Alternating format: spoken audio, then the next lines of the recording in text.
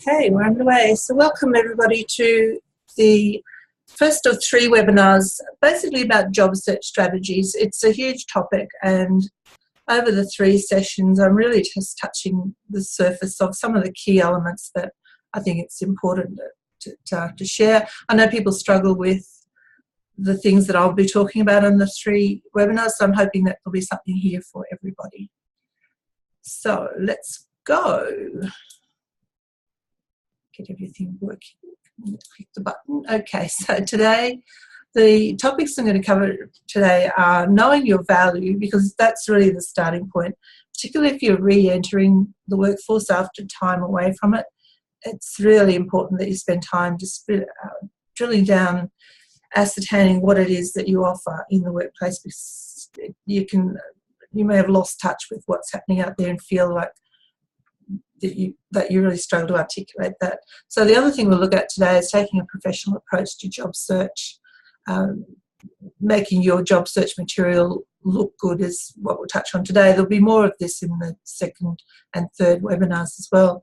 And we'll talk about improving resume formats today.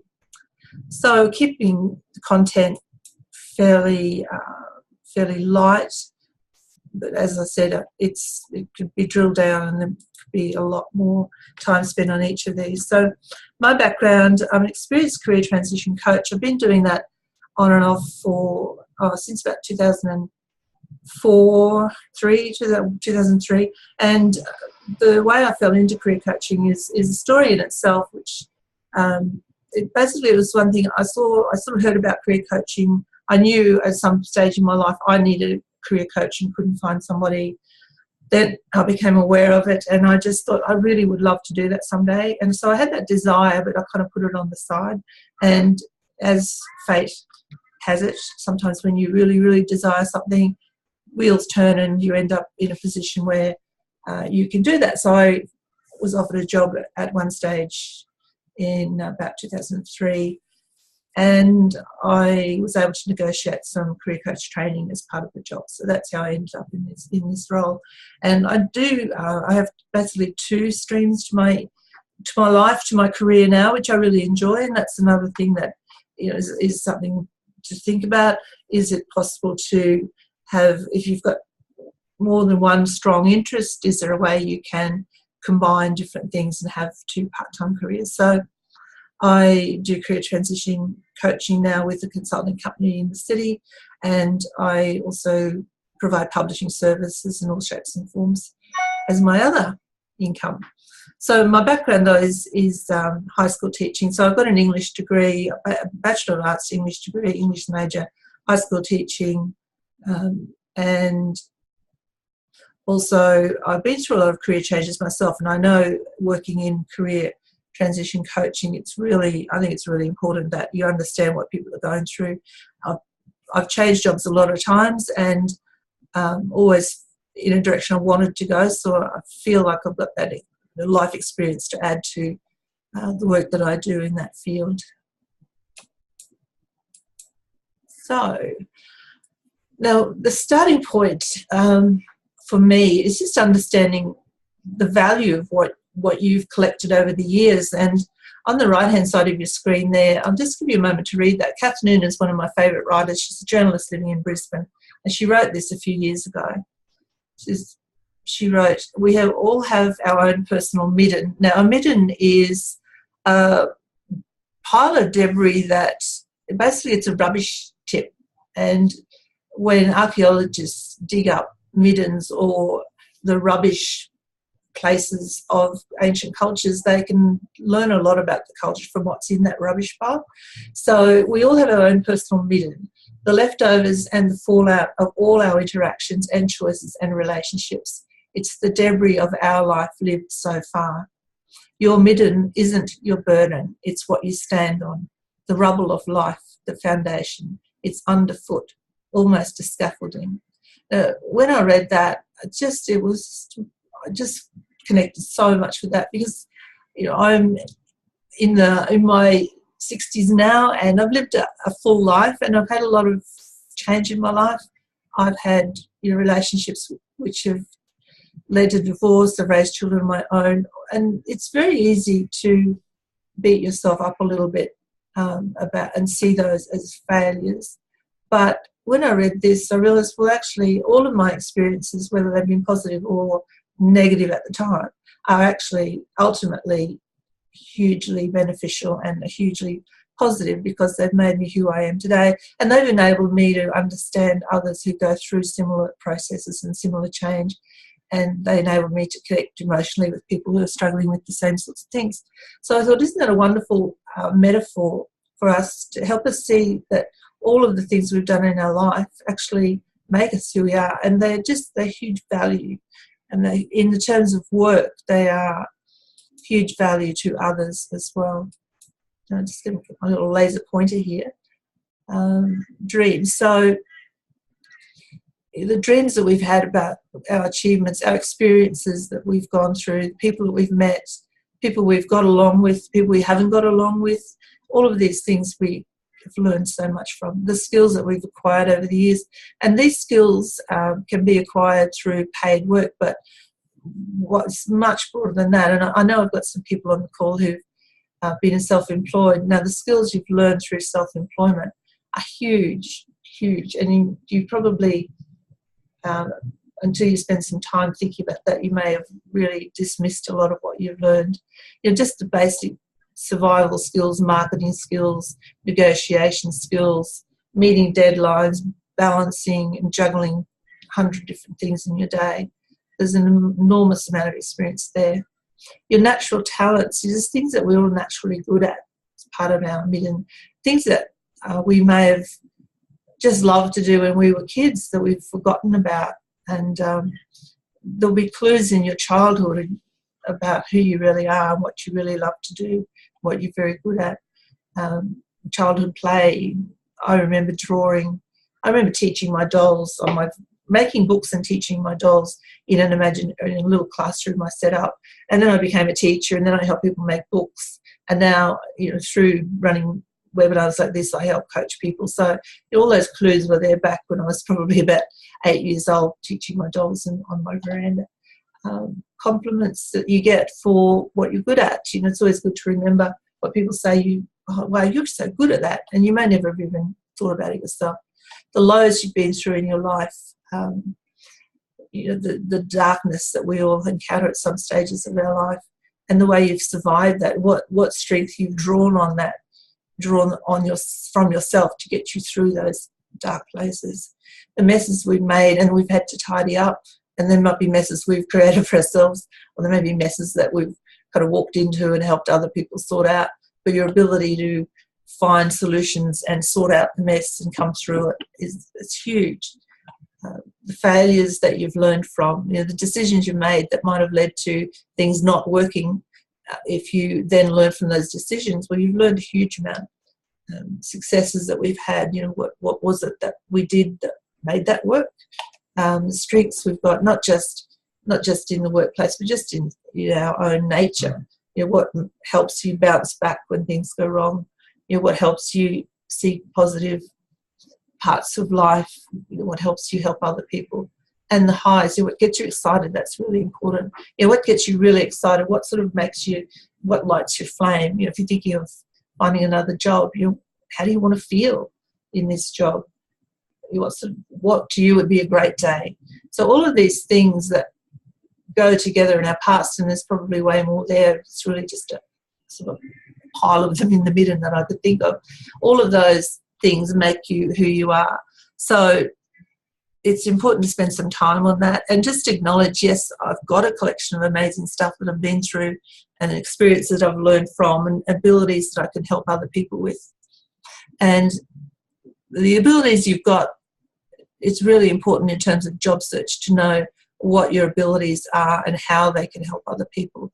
And by understanding other people's mess, you'll then understand, okay, so this is how I can help that person in their business, because I know what they need. I know that the problems they've got, and I know how I can be a solution for those problems. So you really need to start thinking of yourself in those terms, what your assets are, what your strengths are, your capabilities are, but also you need to kind of join the dots between that and the problems that are happening in somebody else's workplace, and therefore they need someone like you.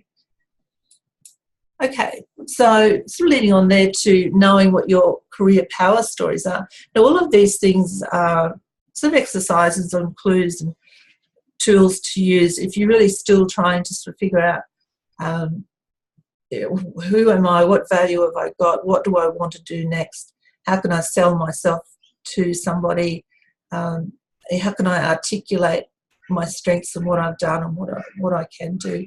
So these are exercises, apart from the previous one about middens. That's a really great exercise to do. Just write out, get a page out of in a journal or something and start writing down the midden you stand on, all the collections of things that you've experienced that make you who you are today. And when you realise that if you stood on top of that midden, you're actually elevated and can have a really great view. If you stand in amongst it, you're kind of part of the heap, but get up on top of it, on top of the mound, and have a much clearer view of your future from there. So this page here has got some good exercises in it as well. Now, I will be sending these, I'll be sending the video of this to you, but I can also send the PowerPoint of the slides. So you'll have these, again, to work from. And if you want to make notes now, please do. So this is a really good exercise. Again, if you're still trying to kind of discover who you are and what you've got to offer, go through some of these.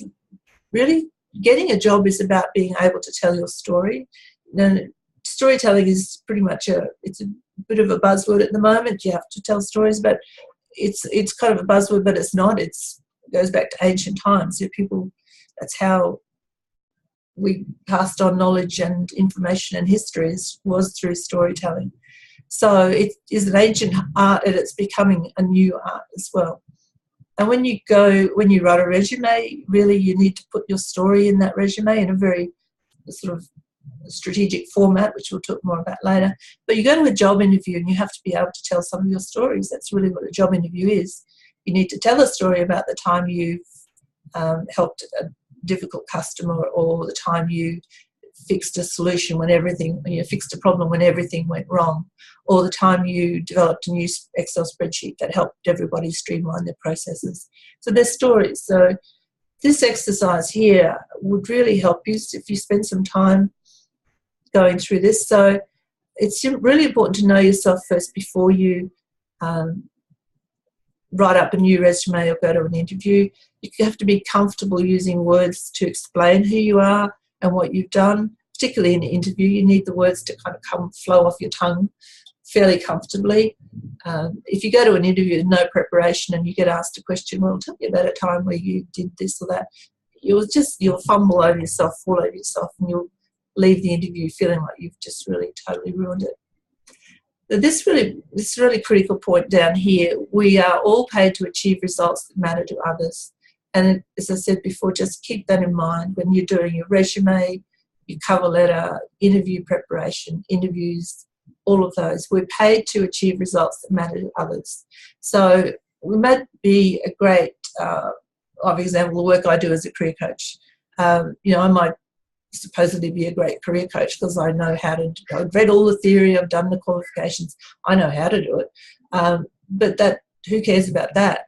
The only value I have to somebody is if I help them get what they want that matters to them. So if I have a client who wants to get a job in a new industry, they don't know how to move from one industry to another, and I've got the skills and the tools to help them reword their cover letter, reword their resume, explain their career transition story so that a new employer can see that, well, okay, they might have done this other thing all so far in their life, but gee, they would actually be really good at doing what I want them to do because they've got the innate capabilities that I need, and they've got the attitude I need, and they've got the problem-solving ability that I need. So we're all paid to achieve results that matter to others. Keep that in mind. So as you tell these stories here, and I'm just suggesting as an exercise, this is really totally up to you if you do this or not. If you think about yourself, okay, what have you overcome? Now that is really, really big, that one. It might seem small, but when you think about situation you might have overcome. And again, it was a real eye-opener for me when I did this, because I wrote down probably the worst experience in my life when I was in my 30s was leaving a difficult relationship with young children. And I mean, that's the strength it took me to actually leave, let alone get through the process and restart and keep the peace and all of the things that you do.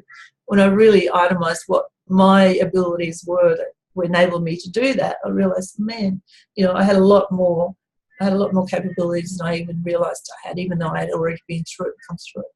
So your passion story, just know what excites you. What do you care enough about to stand up and speak about? What do you care enough about to want to work around? Do you want to work in not-for-profit organisations that help children who are struggling to get through education? Or do you want to work for a large corporation that's making money, but they're also driving some sort of sustainable programs and making the world a better place? Really, what do you care enough about that will excite you about your next job? Your non-negotiable story, what won't you? And I guess that's the flip side. What won't you accept from here on in? We've all had jobs, we've all done things that we thought, oh God, I'm never going to do that again. So just spend some time and figure that out. What won't you accept? Your product story, what are you able to provide? In other words, if you thought of yourself as a business operator, what would the products and services be that you would get paid for? And I know a couple of people on the call are coming out of business, so you do know that you've been through the product service scenario. You know what you can do. So transferring that to a paid employment scenario, really you're still probably selling very similar abilities in the workplace. But some people who have not been through self-employment maybe have never thought of themselves as a deliverer of services or a creator of products. So it's a good mentality to get into. It's having that little bit of an entrepreneurial mindset. Even though you might want to find a job, you're only doing that. You're only getting employed because you provide something of value. So what is it? Do you help people design better things? Do you help people feel better? Whatever. So you really need to think about that. Similar, I guess, to the second. If you were a business, why would someone buy from you? In other words, if you had a shop front and people came into your shop, why would they buy from you? Would it be because you treated them well, you were knowledgeable about the products and services that you supplied or you created, you knew how to negotiate? All of the skills that actually, as an employee, are really critical. Too many people don't realise how important it is to, as an employee, to actually be really pleasant at work. If you were a cranky business owner, you won't be in business very long. If you're a cranky employee, you shouldn't be in work very long. But some people think that's their God-given right, to be cranky and difficult in a job but still maintain a job. Well, you've got to be nice. You have to get along in teams and be a positive contributor. So that's always, why would someone buy from you? Why would someone have you in their team? Or your solution story, what pain do you solve? And again, that's really, really, really important. Going back to that other point over here, we're all paid to achieve results that matter to others. What pain do you solve? As soon as you can really get your head around that in a business, and actually when we get to the LinkedIn profile, which it'll be in session 2 or 3, I will show you a way of articulating in your LinkedIn profile that you understand what problems you solve. Because if you can talk to a company and say, look, I understand that you're going through growth and you're obviously gaining more clients and you might be struggling with having good admin systems to deal with all of the changes and the growth and the increased amount of work there is. But I'm just a super organiser. Everyone who knows me will tell you that I'm anal about organisation. So I could come into your office and have this streamlined within a week so that everyone who works in the company will just know that things are smooth. The manager can get on with managing, the sales team can get on with selling, and everything. The central hub, the office, will just be running smooth as anything. So it's knowing the pain that you solve and being able to put it into pretty simple terms like that, because that's what people understand. Your leadership story, what has been your impact? Now, leadership is a word that's, again, a bit of a buzzword, and it means a lot of different things to a lot of people. But just think about it, you know, what has been your impact? We've all had impact, enormous impact on people. It might be colleagues we've worked with, it might be people we've coached, it might be business owners and we've worked for them and we've changed. And I know Amelia's a graphic designer, so she would have had enormous impact on businesses by helping them get their branding right, get their look streamlined, and just making their business material look professional, which means that the customers see them as professionals. So that's some of your stories, you know, that's part of your story in terms of looking for more work, the impact you have had. And your results story, what have you helped people to achieve? Now, this is really important. When you took in your resume, and we will talk more about this today, you need to start articulating achievements in your resume and particularly in your interview. And it's always, you know, describing things you've done and adding on, and the result was. So we will talk more about that today. So this exercise here is really, as I said, optional. But I think if you spend some time, like that could take you quite a while, writing in a journal, writing your story in response to all of those, writing all of those stories, you will have a much clearer understanding of your value, and you'll have a much better understanding of how you can articulate that to other people, and you'll have a much clearer just better. You'll have a sort of a better understanding of why and how you can help somebody else achieve something. And it becomes totally irrelevant of age. You know, if you can show that you've got all of these things to offer and you can help solve them problems, the age thing should, I won't say it disappears. I really, you know, I know people do struggle with finding work when they're over 50 or whatever, but to me that's a bit of a mind. You can buy into that belief, or you can just think, well, okay, maybe I haven't told my story well enough. So just forget about, oh my God, it's because I'm over 50. As soon as you buy into that belief, then that's your belief. It's just you've got to flip that. Say, well, yeah, I'm over 50, but my God, I've lived so much and I've learned so much and I've got so much value to offer. But then you need to tell your stories in a way and show that value. Okay. All right, so drilling down, getting sort of more closer to the actual resume exercise, because resumes still are part of the job search process. They're really critical little things, and the professionalism of your resume is really important. But again, before you write it, you do need to go through some of these things and have some clear idea of what you're going to write. Now, again, this is something you just need to work through. And this, because of these 3 webinars, I'm covering a lot of material, probably in a kind of a surface view of all of these things. Each of these could be drilled down. I could run a whole webinar on how to figure out what your personal attributes are. There's lots of ways you can find these things out. You can do profile testing. There's, for example, Talent Dynamics provides talent profiling. There's lots of them online, and I could send an email later with some links to some tests you could do if you're really not clear about some of these things.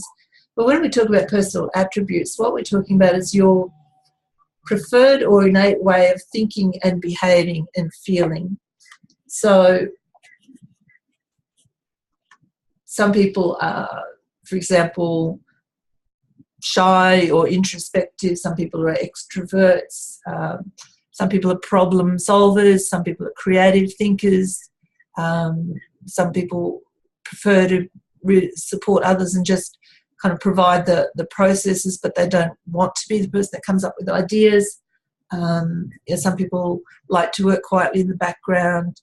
Some people like to stand up and do some speaking in front of groups. You know, it's what you like to do. It's your innate way of being. It's your innate way of behaving and feeling. So if you feel stressed in certain situations, then you would obviously not apply for a job which would get you into a situation where you're stressed. you just really need to understand all those things about yourself. Sometimes saying understand yourself it's easy to say. Sometimes it's a little harder to do. So sometimes it is a good idea to do some profiling tests to get an overview of those things about you. Now, your capabilities are things you get paid to deliver in the workplace, I suppose. Your personal attributes, I guess, are the thing, kind of who you are as a person in the workplace. Excuse me. Your capabilities are really, I see it as things you get paid to deliver. So it's your knowledge. Excuse me, I'm going to drink of water.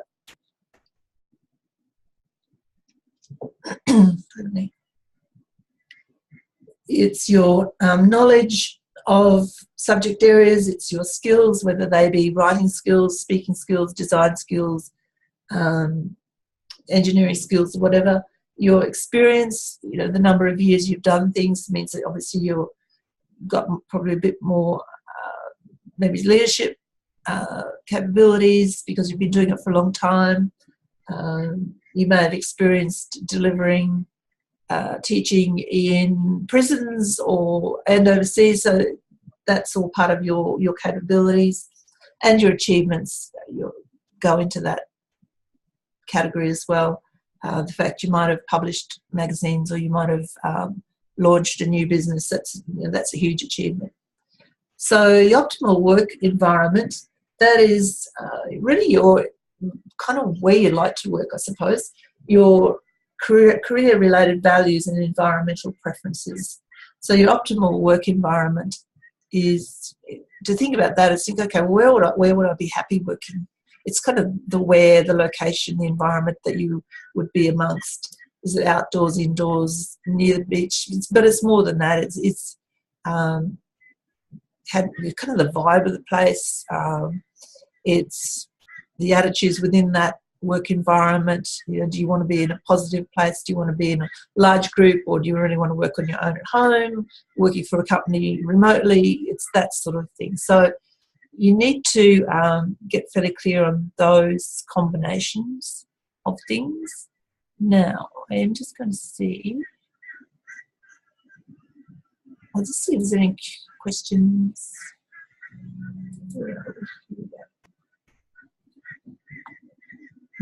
No questions. If you do have a question, I will pop. There is a Q&A window, if you can find it. You could pop a question in there if you've got a problem, and I'll check it from every now and then. I'll just go back and unmute everybody just to see, are there any questions at this point? No, it's okay. Good? No, I'm okay too. Okay, all right, thank you.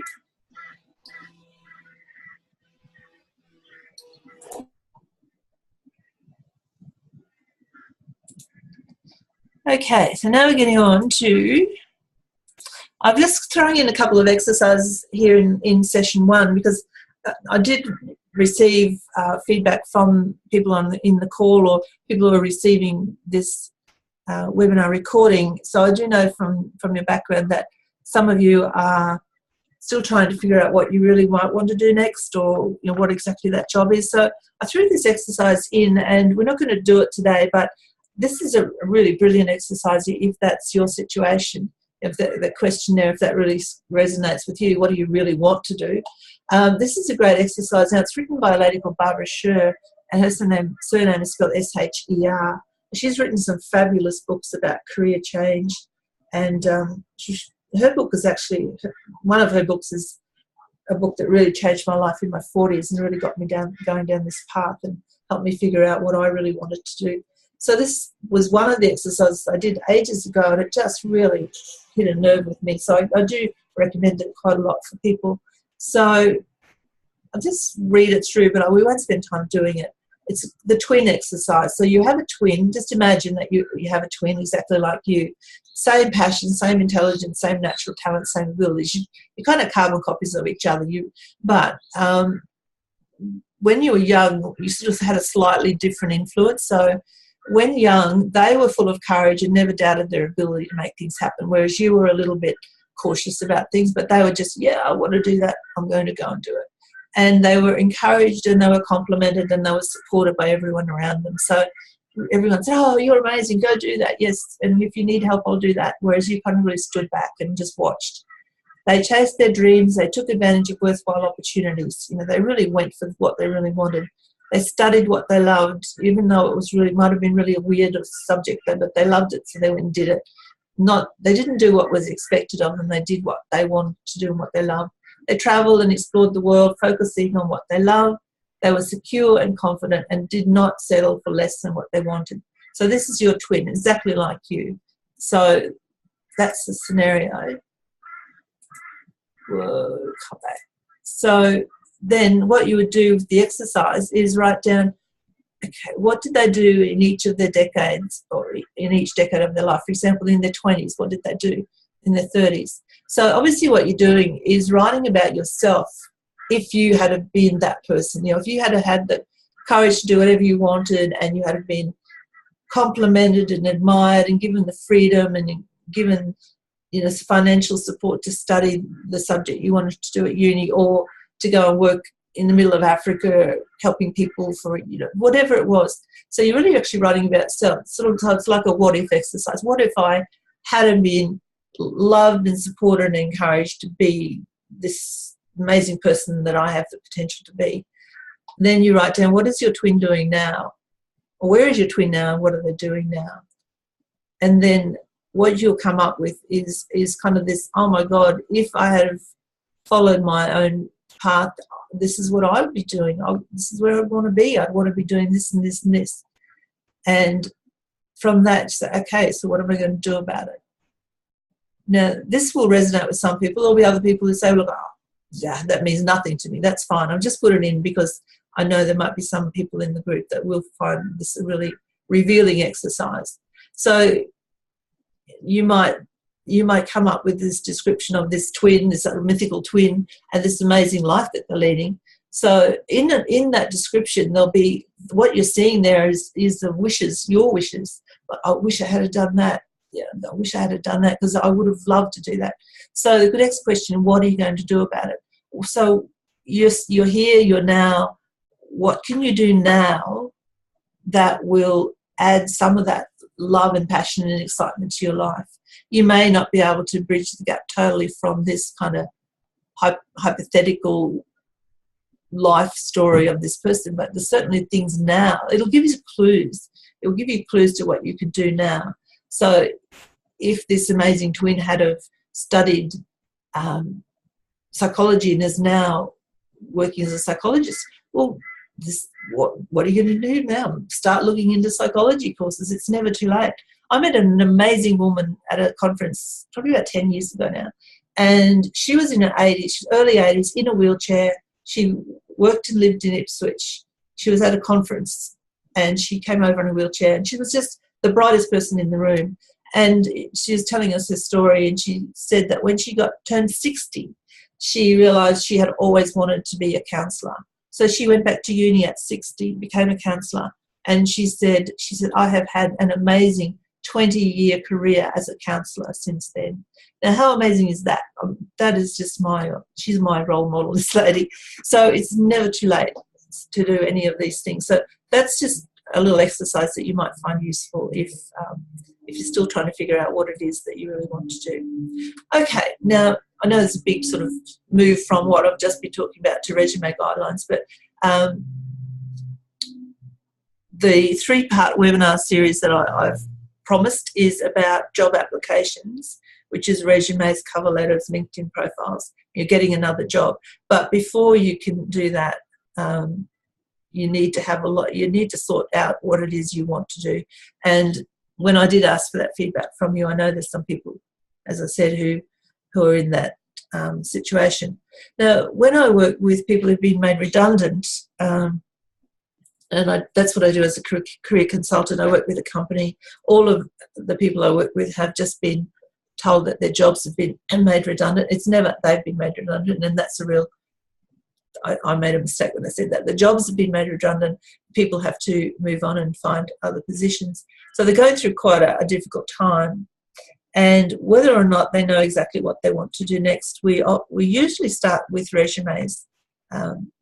because in the writing of a resume, you have to actually sort a few things out. You have to sort out who you are and what you offer, and you have to sort out your value to another employer. You have to sort out your previous achievements. So in the writing of it all, it's a very good process to help people go through those things. So what I want to talk about today for the rest of the session is really just how to make a professional resume. You can just, I know if you go onto Google and you Google resume templates, you'll find heaps of them. Doesn't mean they all are the best options available to you. What I'm sharing with you today is the resume format that we use with our participants at work, and we work with people of all sorts of backgrounds. We work with executive management level professionals, IT professionals, whatever. This style of resume works for everybody, and I'll explain why in a moment. But I guess this page here is just the key overview of a few things. So use a Word document. I'll just explain them all. Just use Word document. Do not save your resume as a PDF. If you save your resume as a PDF and you send it off to an advertised role through a recruitment agency, the recruitment agency is not able to scan your resume. They use scanning software which scans Word documents and pulls out keywords. So what they're looking for is how many keywords in a resume that match to the keywords in the job description that they have to fill. So don't send PDFs off in that situation. If you're applying straight to a business owner and they just say to you, oh, just email me your resume. If you know that the resume is not going to be scanned, then you can send a PDF, that's fine.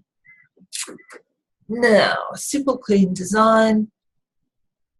Now, what I mean by that is don't panic that you need a graphic designer to do your resume to make it look smart.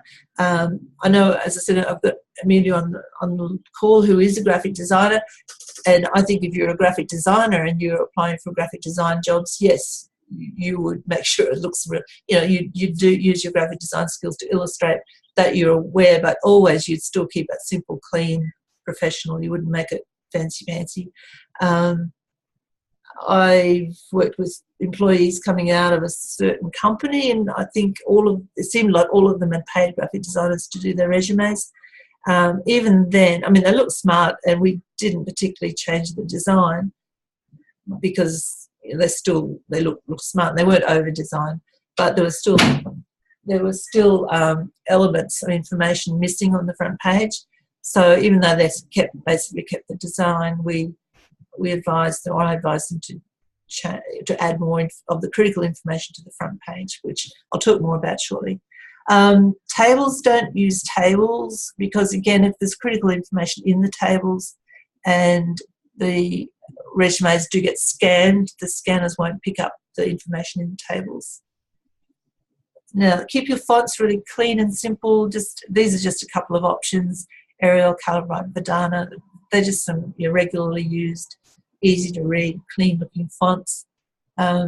Just a tip there, if you're sending a cover letter and a resume, use the same font in your cover letter as your resume. Then they look like they belong together. And you might in the resume don't use any more than 2 fonts. I mean, you may choose to use just one font, or you may choose to put your headings in a different font, but don't use any more than 2 fonts. It would only be headings in one font and content in another font, never more than 2. 1 is fine. And through your resume, you will have headings and subheadings, and I'll show you some more of those shortly. Just make sure you are consistent with the size of them. So you might decide, all my subheadings will be Arial font 12. So just check that they all are. Then you might make, maybe that would be the subheadings. Then you might make a couple of headings of different size, but just check they're all consistent. and that you might place major headings in the middle and then subheadings on the left. Again, the main thing is it's consistent and it's been thoughtfully done. And just check spelling, obviously, that's a bit of a given. Surprisingly, how many people don't do that. But also, I totally understand from having a publishing background that you might spell check something yourself or proofread something yourself that you've written yourself and still miss things. It happens all the time. So a good thing to do is maybe have somebody else check it for you. So they're just a few simple basics. I mean, I know they're simple, but doesn't mean everyone complies with those basic things. Okay, so this is a resume structure that we use at work, and it works because our people get jobs all the time.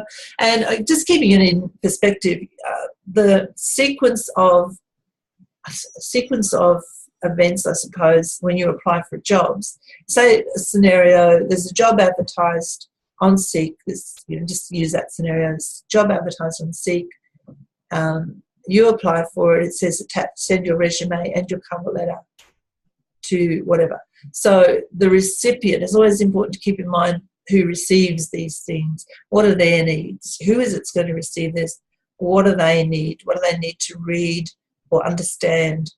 How many of these things are they looking at? How can I make mine as simple to understand as possible for this person who's reading it to get through it?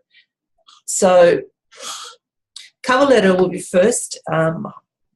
Generally speaking, well, that's the idea of a cover letter. That's the recipient will read the cover letter first, and next week I'll show some tips for cover letters. They'll read a cover letter first. There should be enough in your cover letter to make them think, oh, wow, this looks like this is potential, so we'll shortlist this person, or I'll read a resume. So they'll read the resume through. Then the resume should be enough to shortlist again, so that someone will say, well, phone them for a phone chat or call them for an interview. So your cover letter should lead to your resume should lead to some kind of contact should lead to an interview should lead to a job. So each of those, that's their purpose. So your purpose of your resume is to give the reader enough information that they want to get in touch with you, because it looks like, from the resume, it looks to them like you probably, or you may well have what they're looking for. So keeping that in mind, and keeping in mind that if you apply for a job that's been on Seek, they may have 50 applicants, they may have 100 applicants. So nobody is going to be reading every word of every one of those 50 applicants. They want to find pretty quickly what they're looking for. That's why your cover letter is so critical, and the format I'll show you next week is really, really useful for that reason. And that's why this page 1 of your resume is really critical as well. So on page 1, going back here, this is what should appear on page 1 of your resume. It should be a profile or a little summary, a little blurb about you, and I'll show you those examples in a minute. There should be a section which is called key capabilities or core competencies, key skills and knowledge, same thing basically. These are the things you get paid to deliver. We'll talk more about those today. Your qualifications should be on page 1. If your qualifications are critical or are a bonus to the job you're applying for, they should be on page 1. So if you're applying for a design job, the fact you've got a design degree, yes, page 1. If you're applying for an engineering job, obviously critical, you've got minimum a degree in engineering, and then membership of professional bodies is usually pretty critical as well. So it's page 1, no-brainer. If you're accountant, page 1. Your accountancy thing goes to page 1. Now, in my case, for example, I'm a career coach. If I was applying for a career coaching position, I've got a degree, education degree, but I wouldn't put that on page 1 because that's not a critical element to that job. I would put on page 1 that I do have a career coaching qualification. So just think about that. If it's kind of essential or a bonus. Now, another example of that being a bonus, I've had clients who are applying for jobs, sort of working within a business, but they do happen to have a business degree. So I always put that on page 1 because that's a bonus. I mean, they could have people applying for these jobs. The degree is not essential, but it's a definite bonus in that to that company. So see, they've got this person do this job who happens to also have a business degree, who therefore would have maybe the potential to be able to do other things as well in their business. So, and career summary, and I'll show you that in a moment as well. So page 1 should be those 4 elements. Now here's some samples of profile. It's just a little paragraph, one or two paragraphs to really sum up on the top of page 1, you as a person, you as a whole. So an IT professional, so this job obviously is an IT job. So this person, I'm an IT professional specialising in supporting mission critical software applications within large complex organisations, leading 2nd and 3rd level IT support teams, best known for translating complex technical scenarios into language that business units understand, quick to understand new systems and concepts, and able to provide high quality customer service and service delivery. Now we wrote that profile based on the requirements of the job that he was applying for. He was applying for a similar role within a large complex organisation. He was applying for a job that had to lead support teams. He was applying for a job that required someone who, even though they spoke really complex IT language, they were able to translate that complex language into simple language that the business units understood. You know, the purchasers of the software. He was applying for a job that needed someone who could understand new systems and really critical customer service, because even though they were creating complex software in the back room, they were going into the business and installing it and showing people how to use it. So they had to be able to talk to people as well. So that profile at the top of his resume really showed someone straight away, okay, this looks good, let's keep reading. Same here, different scenario. This is a banking person, but this was top of the resume. Knowledgeable banking professional, I for data, 18 years experience within senior administration, management, HR and sales. So we did a little summary. They've been in banking 18 years altogether and across administration, management and HR, and sales. So straight away that you could read that, okay, this person's got a wide experience, a lot of years, demonstrated results, coming regular, new ideas, worked across Queensland region, so not just Brisbane, but the whole of Queensland, detail-oriented, able to apply strategies to attain results, proven ability to work remotely and as a team member. Okay, so again, that's a really strong summary of that person. It's not a wishy-washy, innovative, dynamic person, you know, like I love doing this and I love doing that. It's not about them. It's about what that company wants that they're applying for. So that profile section at the top of your resume is really, really critical. Now, the second part, still on page 1, I said, you know, it's important on page 1 to include key capabilities. I really like the word capabilities. Sometimes people use skills and knowledge, but it's your capability, your ability to go into a job and do these things to get, that's what they're going to pay you for, because that's what they want done. So that's your value.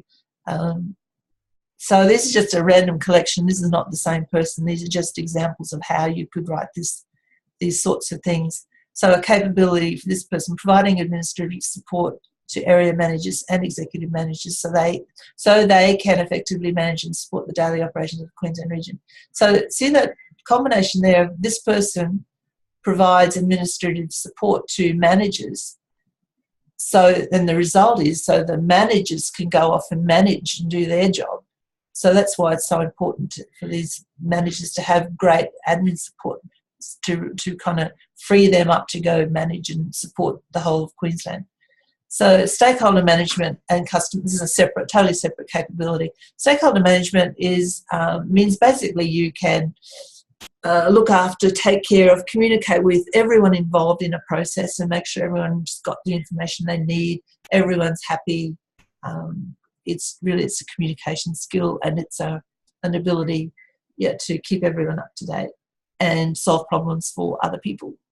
So stakeholder management, customer service, dealing daily with a wide variety of people in various functions. So that's a capability. It just means that, yes, you are able to look after people and lots of different people in a fairly demanding environment.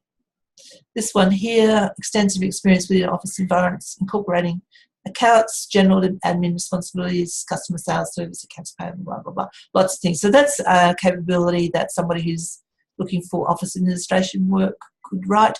You could actually even divide those up. They could be, you could make little separate ones for each of those things. I've just grouped all of those into one for that person because we had a few different capabilities for her. This is another capability: advanced planning, time management, organisational skills to prioritise. It's spelled wrong.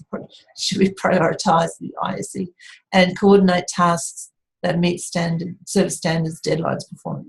I mean, this one's kind of a bit waffly, vaguey, but it is often it's a requirement of a job. Probably could be a bit more specific. So it could be 10 years experience as a business manager or a business owner, providing, doing planning and managing time, organising, with proven results through sales and whatever. So you could be more specific. That is a bit vague with that one. But again, I know there's some people on the call who have been running their own business. Instead of saying don't, I'll say do spend some time writing down all the things you've done as a business owner, and just, there'll be a huge amount there. Don't ever discount the value of the things you've done as a business owner. In fact, it's actually highly regarded, particularly if you go to work for somebody in a small business and you're working for a business owner of a small business, and they can see that you actually know how to run a business. You actually understand them. You understand their pain. You understand the problems they've got, the things they have to deal with. It's a huge asset. Whereas if you went in as a little person who said, oh, I can do your books, but I really want to earn lots of money and I don't want to work late. It's like, are you kidding? Someone who owns a business would say, you don't get this at all. Whereas if you go in and say, look, I've run a business for X number of years and I really understand all the things that you have to deal with, and look, this is my area of specialty. I'm really good at this bit. I can ensure that I look after this part for you, so you can concentrate on growing the business and just know that I'm taking care of the running, the organising of it. That's huge value. Okay. Now, next page, we'll look at I've skipped qualifications because, like I said before, it's pretty simple. If you've got a degree, you put it on the front page. We don't have to get too complicated about that. There are, there's ways of writing it. If you write a qualification on your front page, just put the degree and where you got it. You don't necessarily have to put the year. Like if you've got a degree that's 30 years old, you don't need to put the year. Just put the degree and the place you got it from. If you want to be more specific than that for a reason, then go ahead. Okay, so now just looking at career summaries, still page 1. So now we're looking at the bottom of the page, career summary. So this is an example. This is somebody's, I've just changed the name of the company, obviously. So that's simply all I mean by a career summary. So you sit that at the bottom and you show, someone can just look at that and see your career your career path. If part of your career has been business owner, you would put that in your business owner,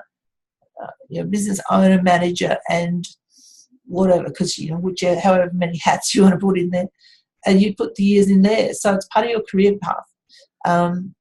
Now, by looking at page 1, what somebody's doing now by looking at page 1 of your resume is getting the whole picture of you. They are seeing summary of you, the capabilities. The summary of you will relate to what they're looking for. So every time you write a resume or send a resume off, you have to double check that the resume is applicable to the job you're applying for. You might have to tweak the profile a little bit. You might have to rearrange your capabilities a little bit to match what the capabilities are that you're looking for, that have been advertised. Your qualifications, yes or no, if they fit there. Career summary. Someone can look at that page and they can see enough on that page to see if you look like you're worth an interview. And sometimes if you, somebody might refer you, might say, oh, look, my mate's got a business and they might need someone like you. Then the mate might just say, oh, look, send me a one-page summary. They don't want the whole resume. They just want a summary. You could actually just save that as a one-pager, that information, send that off, and someone's going to get enough from that to know if they want to talk to you more, talk to you further. Okay, so now going forward in your, talking about your resume, I'm giving you a lot of information on this, so I hope I hope that that's of good value. I'm sure it is. Well, it should be, because it is highly valuable. Resume sections. So then pages 2 and 3, or 2, 3, and 4 will be your jobs. So you'll just break down your jobs. So if people like page 1, they'll look at page 2 to get more detail. So an example of how you could write down your jobs.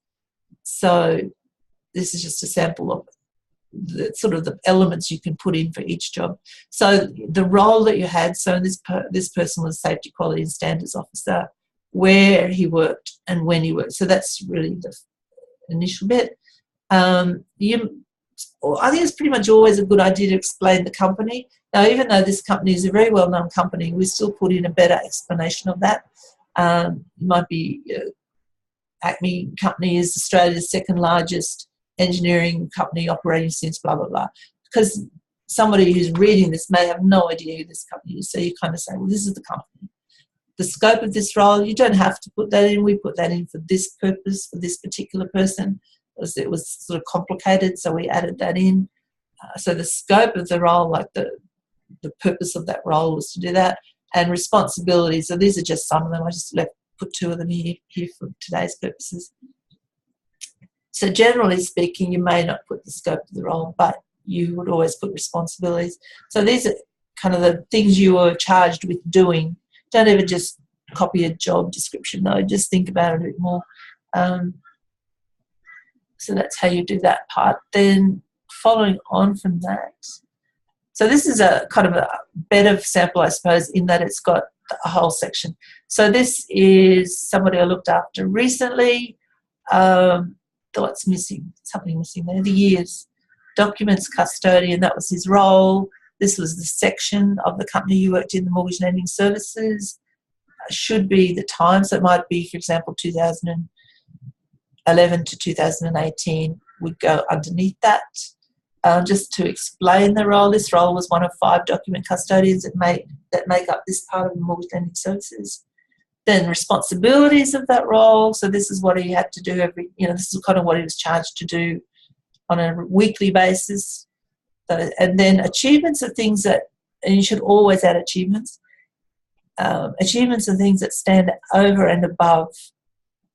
So these are kind of the extra, like the bonus bits, or the maybe invited to participate in a planning group for some special project, or exceeded the targets on a regular basis, created a new spreadsheet that became started to be used by the teams, contributed to a continuous improvement program, blah, blah, blah, blah, blah.